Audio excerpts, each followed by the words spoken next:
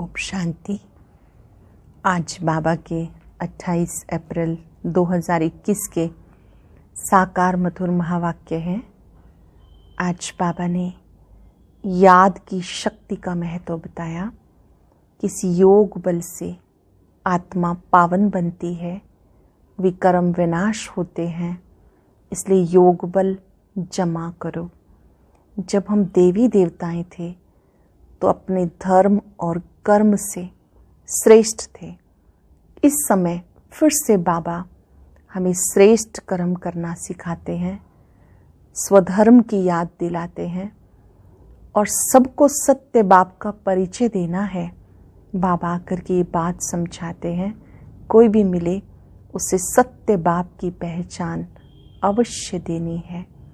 गीत चला है, मुखड़ा देख ले प्राणी। बाबा ने कहा, तुम बच्चे ही जानते हो कि हम देवी देवता थे, 16 कला संपूर्ण थे, संपूर्ण निर्विकारी थे, अब पतित बन गए, फिर पावन बनना है। चेक करो, अपने दिल से पूछो, हम पुण्यात्मा कहाँ तक बने हैं। जब जब बच्चे पतित बन जाते हैं तो पतित पावन बाप को पुकारते हैं। बाबा ने कहा, मैं तब इस सृष्टि पर आता हूँ, मेरा दिव्य जन्म होता है, इसीलिए शिव जयंती मनाई जाती है।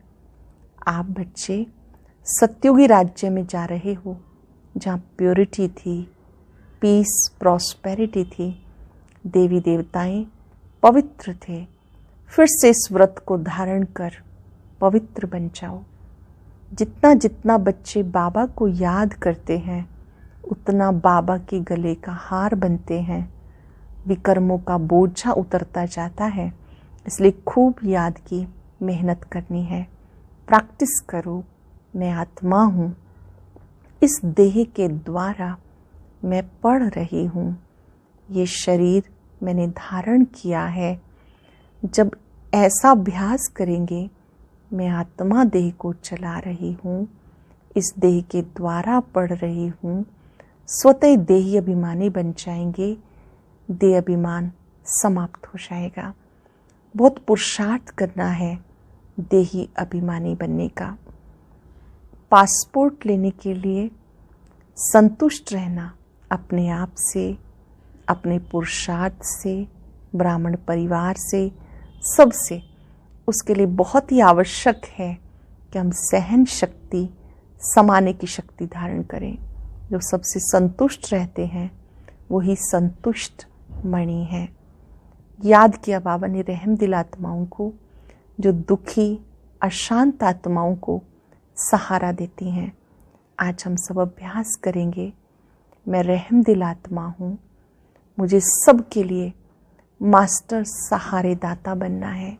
जो भी आत्माएं दुखी हैं, अशांत हैं, सब हमारे विश्व परिवार के सदस्य हैं, मेरा अपना ही परिवार है। सबको शुभ भावनाओं से, श्रेष्ठ संकल्पों से हिम्मत देनी है, उत्साह देना है, उन्हें याद दिलाना है कि सर्वशक्तिवान बाबा आपके साथ है, हिम्मतवान बनो। ऐसे मास्टर सहारे दाता बन सबको शक्तियाँ देंगे। अब मुरली विस्तार से। बाबा कहते, मीठे बच्चे, योग से आत्मा की खाद निकलेगी, बाप से पूरा वर्षा मिलेगा, इसलिए जितना हो सके योग बल बढ़ाओ। लंबे काल तक जब हम योग का अभ्यास करते हैं, वो संचित बल योग बल कहलाता है।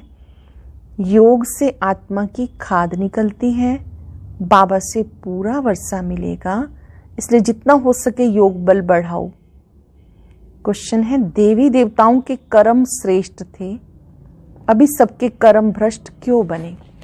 देवी देवताएं कर्म श्रेष्ठ थे, इस समय कर्म भ्रष्ट सभी क्यों बन गए? क्योंकि अपने असली धर्म को भूल गए हैं। धर्म भूलने के कारण जो कर्म करते हैं वो भ्रष्ट होते हैं।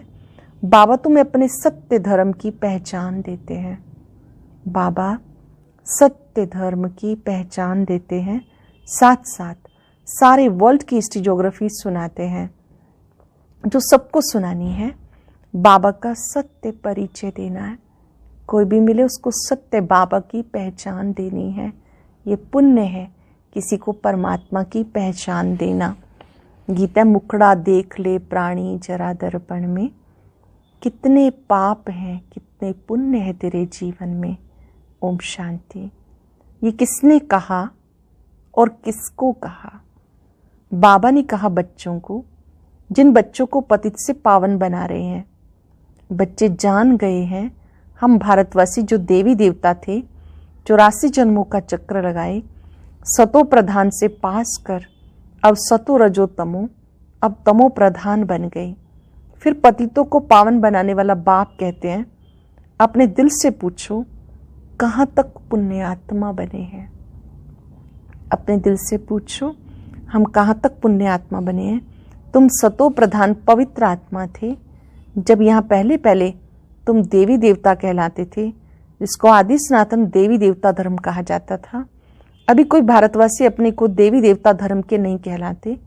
हिंदू तो कोई धर्म है नहीं, परंतु पतित होने के कारण अपने को देवता नहीं कहला सकते। पतित होने के कारण अपने को देवता नहीं कहला सकते। सत्युग में देवताएं पवित्र थे, पवित्र प्रवृत्ति मार्ग था। यथा राजा रानी तथा प्रजा पवित्र थे। भारतवासियों को बाबा याद दिलाते कि तुम पवित्र प्रवृत्ति मार्ग वाले आदि सनातन देवी देवता धर्म वाले थे। उसे स्वर्ग कहा जाता था। वहाँ एक ही धर्म था। पहला नंबर महाराजा महारानी श्री लक्ष्मी श्री नारायण थे, उनकी डायनेस्टी थी और भारत बहुत धनवान था। वो सतयुग था। फिर आए त्रेता में, तब भी पूज्य देवी देवता व क्षत्रिय कहलाते थे। वो लक्ष्मी नारायण का राज्य, ये राम सीता का राज्य, वो भी डायनेस्टी चली। जैसे क्रिश्चियन में Edward the first second third चलता है, वैसे भारत में भी ऐसा था। 5 वर्ष की बात है, अर्थात 5 वर्ष पहले भारत पे लक्ष्मी नारायण का राज्य था। परंतु उन्होंने राज्य कब और कैसे पाया ये कोई भी नहीं जानते। श्री लक्ष्मी नारायण ने राज्य कब कैसे पाया नहीं जानते। वही सूर्यवंशी राज्य फिर चंद्रवंशी में आया, क्योंकि पुनर्जन्म लेते लेते सीढ़ी उतरनी है। ये भारत की हिस्ट्री ज्योग्राफी कोई भी नहीं जानते। रचता है बाप तो जरूर सतयुगी नई दुनिया का रचयिता ठहरा। बाबा कहते बच्चे तुम आज से 5 वर्ष पहले स्वर्ग में थे। भारत स्वर्ग था, फिर नरक में आ गए। दुनिया इस वर्ल्ड की हिस्ट्री ज्योग्राफी को नहीं जानती। वह तो अधूरी सिर्फ पिछाड़ी की हिस्ट्री जानते हैं। सतयुग त्रेता की हिस्ट्री ज्योग्राफी को कोई नहीं जानते। ऋषि मुनि भी कहते गए हम रचता और रचना के आदि मध्यंत को नहीं जानते। वो भी कहते गए कि हम रचता को रचना के आदि मध्यंत को नहीं जानते। जाने भी कोई कैसे? बाबा तुमको बैठ समझाते। शिव बाबा भारत में दिव्य जन्म लेते हैं, दिव्य अवतरण होता है, जिसकी शिव जयंती होती है। शिव जयंती के बाद फिर चाहिए गीता जयंती, फिर साथ साथ होनी चाहिए कृष्ण जयंती। परंतु इस जयंती का राज भारतवासी जानते नहीं। शिव जयंती कब हुई और धर्म वाले तो झट बताएंगे। बुद्ध जयंती क्राइस्ट जयंती कब हुई, भारतवासियों से पूछो शिव जयंती कब हुई, कोई नहीं बताएंगे। शिव भारत में आया, आकर क्या किया कोई भी नहीं जानते। शिव ठहरा सब आत्माओं का बाप। आत्मा है अविनाशी। आत्मा एक शरीर छोड़ दूसरा लेती है। ये 84 का चक्र है। शास्त्रों में 84 लाख जन्म का गपूड़ा लगा दिया।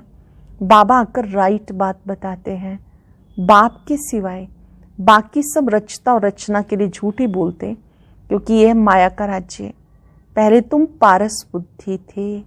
भारत पारसपुरी था। सोने हीरे जवाहरात के महल थे। बाबा बैठ रचता और रचना के आदि मध्यंत का राज दुनिया की हिस्ट्री ज्योग्राफी बताते हैं। भारतवासी ये नहीं जानते कि हमसे पहले देवी देवता थे। अभी पतित कंगाल इरिलीजियस बन गए, अपने धर्म को भूल गए। ये भी ड्रामानुसार होना है। तो ये वर्ल्ड की हिस्ट्री ज्योग्राफी बुद्धि में आनी चाहिए। ऊंच ते ऊंच सर्वात्माओं का बाप मूल वतन में रहते हैं। फिर है सूक्ष्म वतन, ये है स्थूल वतन। बाबा तीनों लोक की बात बता रहे हैं, ऊंचे से ऊंचा मूल वतन, फिर सूक्ष्म वतन, ये है स्थूल वतन। सूक्ष्म वतन में सिर्फ ब्रह्मा विष्णु शंकर रहते हैं, उनकी दूसरी कोई हिस्ट्री ज्योग्राफी नहीं। ये 3 तबके हैं। गॉड इज वन, उनकी रचना भी एक है, जो चक्र फिरता रहता।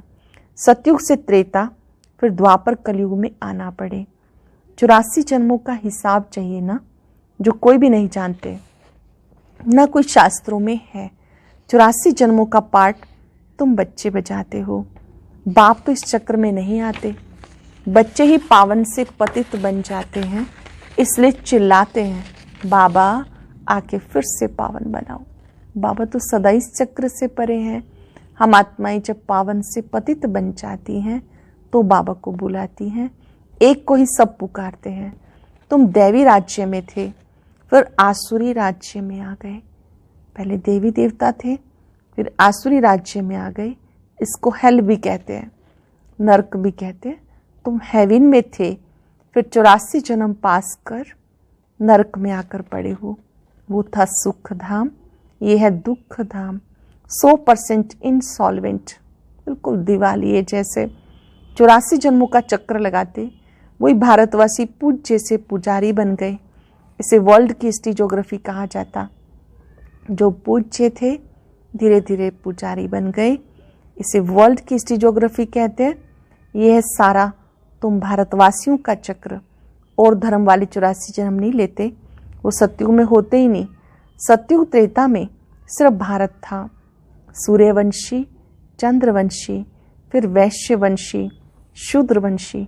अब फिर तुम आकर ब्राह्मण वंशी बने हो, देवता वंशी बनने के लिए। आप ब्राह्मण वंशी क्यों बने हो? देवता वंशी बनने के लिए। ये है भारत के वर्ण। अब तुम ब्राह्मण बनने से शिव बाबा से वर्षा ले रहे हो।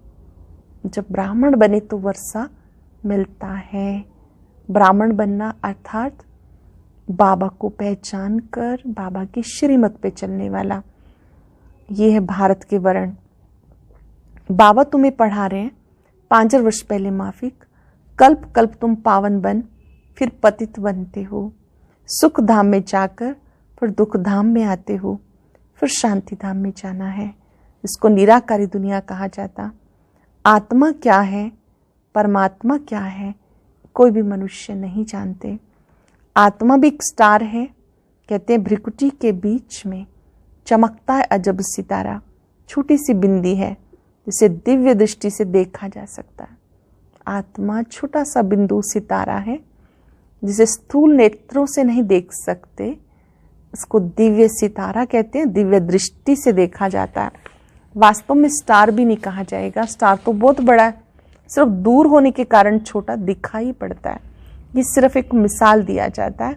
आत्मा इतनी छोटी है जैसे ऊपर में स्टार छोटा दिखाई पड़ता है। बाबा की आत्मा भी एक बिंदी मिसल है। उनको सुप्रीम आत्मा कहा जाता। उनकी महिमा अलग है। मनुष्य सृष्टि का चैतन्य बीज होने के कारण उनमें सारा ज्ञान है। मनुष्य सृष्टि का चैतन्य बीज होने के कारण उनमें सारा ज्ञान है। तुम्हारी आत्मा को भी नॉलेज मिल रही है। आत्मा ही नॉलेज ग्रहण कर रही है। इतनी छोटी बिंदी में 84 जन्मों का अविनाशी पार्ट है। सो भी अविनाशी 84 जन्मों का चक्र लगाते आए। इसकी एंड नहीं हो सकती। देवता थे, दैत्य बने, फिर सो देवता बनना है। हम ही देवी देवताएं थे, जन्म पुनर्जन्म लेते नीचे आ गए, दैत्य बने, फिर देवता बनना है। ये चक्र चलता आया। बाकी सब बाई प्लॉट। इस्लामी, बोधि आदि कोई 84 जन्म नहीं लेते। यही सतयुग भारत में राइटियस साल्वेंट था, फिर 84 जन्म ले विशियस बने। ये विशियस वर्ल्ड है। 5000 वर्ष पहले प्योरिटी थी, पीस थी, प्रॉस्पेरिटी भी थी, पवित्रता थी तो शांति भी थी, समृद्धि भी थी। बाबा बच्चों को याद दिलाते मुख्य प्योरिटी। इसलिए कहते हैं विशियस को वाइसलेस बनाने के लिए आ जाओ। जो विकारी बन गए उन्हें निर्विकारी बनाने के लिए फिर से आ जाओ। वही सदगति देने वाला है। इसलिए वो सतगुरु है। मैं आत्मा इस शरीर द्वारा पढ़ती हूँ, इसे देही अभिमानी कहा जाता है। करेंगे अभ्यास।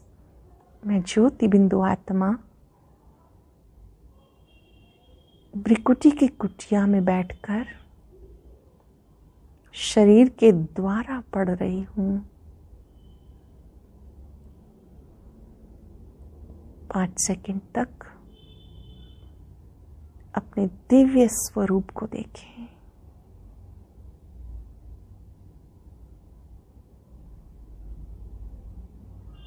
ये अभ्यास बढ़ाते जाएंगे। इसे देही अभिमानी अवस्था कहते हैं। आत्मा अलग हो जाती तो शरीर किसी काम का नहीं रहता।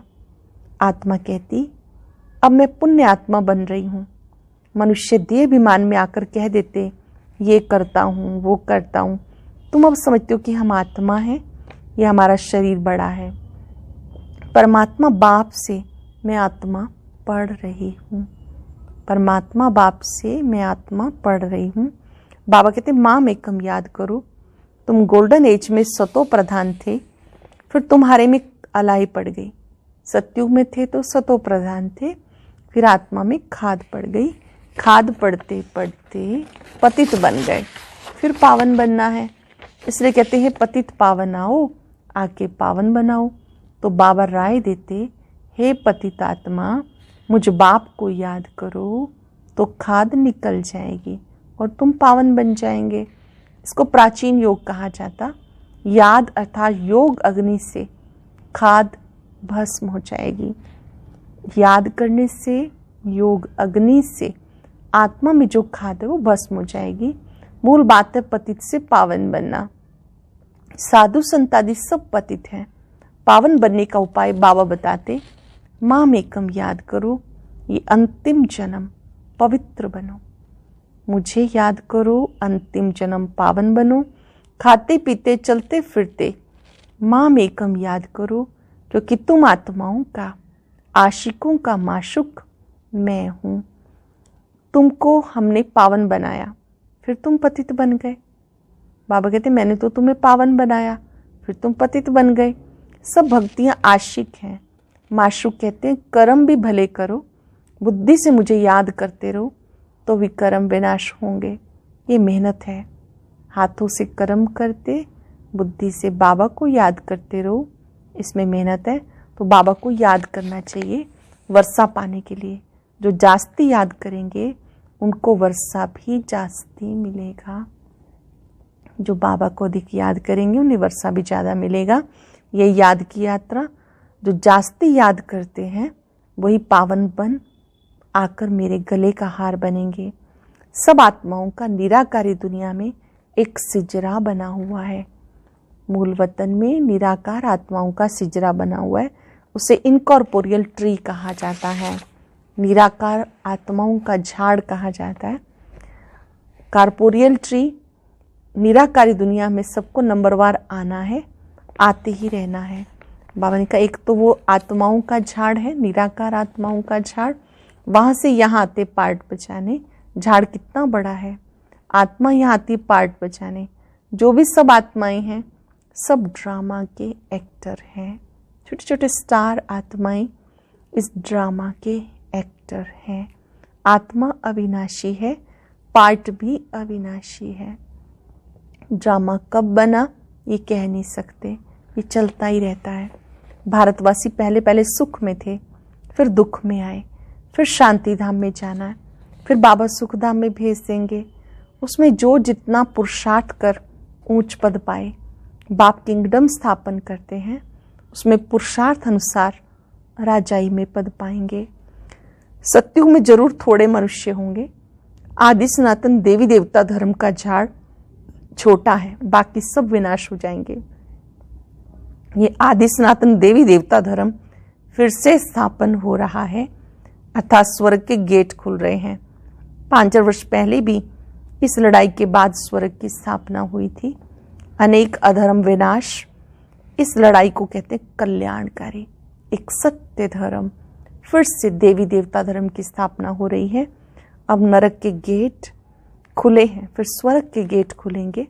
स्वर्ग के द्वार बाप खोलते हैं, नरक के द्वार रावण खोलते हैं, बाप वर्षा देते हैं, रावण श्राप देते हैं। ये बातें दुनिया नहीं जानती। बाबा वर्षा देते हैं, रावण श्राप देते हैं, ये बातें दुनिया नहीं जानती। तुम बच्चों को समझाता हूँ। एजुकेशन मिनिस्टर भी बेहद की नॉलेज चाहते हैं, सो तो तुम ही दे सकते हो, परंतु तुम हो गुप्त, तुमको पहचानते ही नहीं। तुम योग बल से अपनी राजाई ले रहे हो। ये ड्रामा का खेल है जिसे बुद्धि में धारण कर औरों को भी कराना है। ये खेल बुद्धि में धारण कर औरों को भी कराना है। अच्छा, मीठे मीठे सिक्के लदे बच्चों प्रति माता पिता बाप दादा का याद प्यार, गुड मॉर्निंग। रूहानी बाप की रूहानी बच्चों को नमस्ते। रूहानी बच्चों की रूहानी बाप दादा को नमस्ते, गुड मॉर्निंग। शुक्रिया बाबा, शुक्रिया। धारणा के लिए सार है, याद से पावन बन बाबा के गले का हार बनना है। याद से पावन बन बाप के गले का हार बनना है। कर्म करते भी बाबा याद रहे, विकर्माजीत बनना है। कर्म करते करते बाबा याद रहे, इससे विकर्माजीत बनना है। पुण्य आत्मा बनने का पूरा पूरा पुरुषार्थ करना है। देह अभिमान छोड़ देही अभिमानी बनना है। वरदान है, पासवें डोनर बनने के लिए सर्व द्वारा संतुष्टता का पासपोर्ट प्राप्त करने वाले संतुष्ट मणि भव। पासवें डोनर अच्छे अंकों से पास होने के लिए सर्व द्वारा संतुष्टता का पासपोर्ट प्राप्त करने वाले संतुष्ट मणि भव। जो बच्चे अपने आप से, अपने पुरुषार्थ व सर्विस से, ब्राह्मण परिवार के संपर्क से सदा संतुष्ट रहते हैं, उन्हें संतुष्ट मणि कहा जाता है। सर्व आत्माओं के संपर्क में अपने को संतुष्ट रखना, सर्व को संतुष्ट करना, इसमें जो विजयी बनते हैं वो विजय माला में आते हैं। स्वयं से भी संतुष्ट रहना, जिनके संपर्क में आते हैं उनसे भी संतुष्ट रखना और रहना, इसमें जो विजयी बनते हैं वो विजय माला में आते हैं। पासवें डोनर बनने के लिए सर्व द्वारा संतुष्टता का पासपोर्ट मिलना चाहिए। ये पासपोर्ट लेने के लिए सिर्फ सहन करने व समाने की शक्ति को धारण करो। पासपोर्ट ऐसे नहीं मिलेगा, उसके लिए सहन शक्ति, समाने की शक्ति को धारण करो। सरल शब्दों में, जब हम सबके संबंध संपर्क में आते तो सब कुछ हमारे अनुसार नहीं होगा। कुछ बातों को सहन करना होगा, कुछ बातों को समा लेना होगा। जब हम ये दो शक्तियां धारण करेंगे तो पासपोर्ट लेना सहज हो जाएगा संतुष्टता का। स्लोगन है, रहम दिल बन सेवा द्वारा निराश और थकी हुई आत्माओं को सहारा दो। रहम दिल बन निराश और थकी हुई आत्माओं को सहारा दो। आज हम अभ्यास करेंगे, मैं रहम दिल आत्मा हूँ। जो भी आत्माएं थक चुकी हैं, निराश हो चुकी हैं, परेशान हो चुकी हैं, उन्हें सहारे का अनुभव कराएंगे। ओम शांति। आज की अव्यक्त मुरली जरूर सुने। उसके लिए ऊपर दिए गए बॉक्स को टच करें।